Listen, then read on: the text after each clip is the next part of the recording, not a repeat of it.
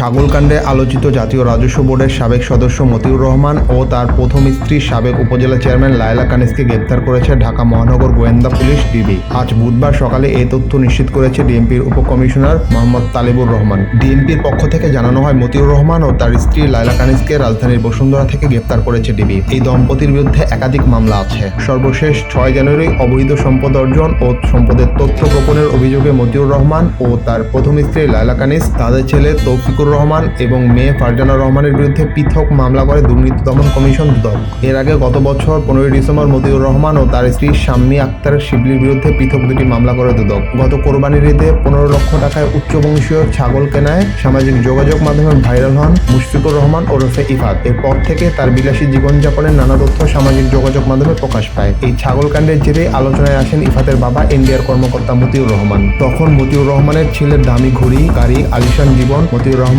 ও তার পরিবারের সদস্যদের নামে রিসোর্ট, শুটিং স্পট, বাংলো বাড়ি, জমি সহ নামে বেনামে বিপুল সম্পদের তথ্য সামনে আসতে শুরু করে। পরে ওই বছরের 23 জুন মতিউরের বিরুদ্ধে তদন্ত শুরু করে দুদক। 25 জুন মতিউর ও তার পরিবারের সদস্যদের নামে থাকা ব্যাংক হিসাব, মুঠোফোনের আর্থিক সেবার হিসাব ও শেয়ার বাজারের বেনিফিশিয়াল ওনার্স বিও হিসাব জব্দের নির্দেশ দেয় ডিএফআইইউ। এক পর্যায়ে মতিউরকে এনবিআর থেকে সরিয়ে অভ্যন্তরীণ সম্পদ বিভাগে যুক্ত করেন। সরিয়ে দেওয়া হয় রাষ্ট্রায়ত্ত সোনালী ব্যাংককে সরকারি মনোনীত পরিচালক পদ থেকেও।